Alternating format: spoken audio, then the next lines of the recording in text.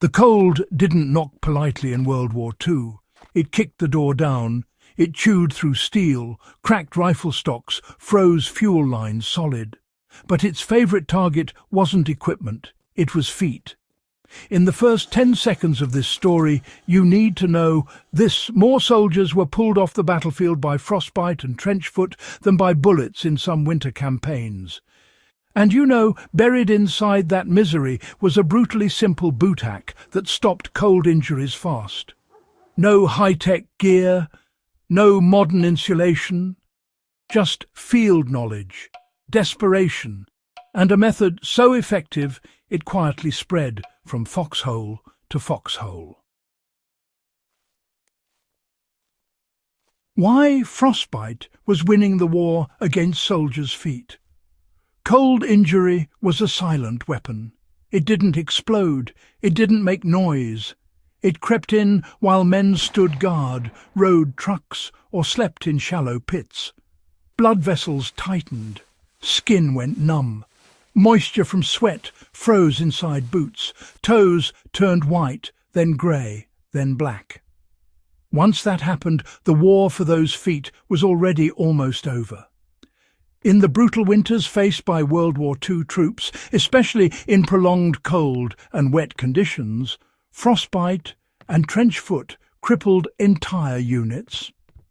Boots were often stiff with ice by morning. Socks froze solid overnight. Men would wake up and literally have to pry their boots open. The military issued winter footwear and thick socks, but reality laughed at supply manuals. Gear wore out. Boots got wet. Dry socks were rare. And cold doesn't care what's stamped on your equipment tag. So soldiers adapted. And one of the most effective adaptations was this. Because moisture is the real enemy. Wet feet lose heat up to 25 times faster than dry ones. Every step you take, your feet sweat. In sub-zero temperatures, that sweat freezes. Ice steals heat. Blood flow drops. Frostbite moves in. Soldiers discovered that if you could stop sweat from soaking into socks and boots, you could stop the cold from winning.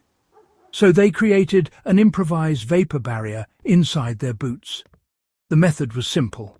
Socks on first, then a barrier, then the boot. The barrier could be almost anything that blocked moisture: waxed paper, greased cloth, treated fabric. Sometimes even thin, rubberized material scavenged from equipment. The goal wasn't comfort, the goal was separation. Your foot sweats. The sweat hits the barrier. It stays near the skin instead of soaking outward. The socks stay dry. The boot insulation stays dry. And dry insulation keeps heat. It felt strange, sometimes clammy, but warmth beats comfort when the alternative is frostbite. Men who used this hack consistently reported something incredible. Their boots stayed lighter. Their socks stayed warmer. Their toes stopped going numb. They had hacked the physics of cold. In wartime, simplicity is survival. They didn't call it a vapor barrier system, but that's exactly what it was. Modern cold weather gear uses the same principle. Prevent sweat from reaching insulation. Keep inner layers warm and outer layers dry. Control moisture and you control heat. The World War II boot hack was field-tested thermodynamics. Heat lost through wet fabric vanishes fast. Dry air trapped in fibres holds warmth. By stopping moisture migration, soldiers preserved insulation performance even in extreme cold. They weren't just warming their feet, they were stabilizing the microclimate inside their boots. That's why this hack could instantly stop frostbite progression in early stages. Warmth returned, circulation improved, tissue recovered before damage locked in.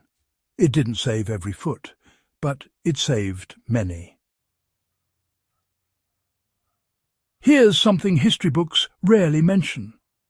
Warm feet change how a soldier thinks. Cold feet distract. They break focus. They kill sleep. They drain morale. A man who can't feel his toes is not thinking about tactics. He's thinking about pain. Soldiers who mastered this boot hack reported something subtle but powerful. They could stand longer, march farther, rest better, and that meant they fought better. In winter warfare, comfort isn't luxury, it's combat power.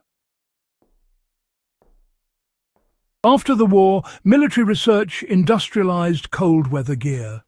Purpose-built vapor barrier boots, advanced liners, and synthetic insulation replaced improvised tricks.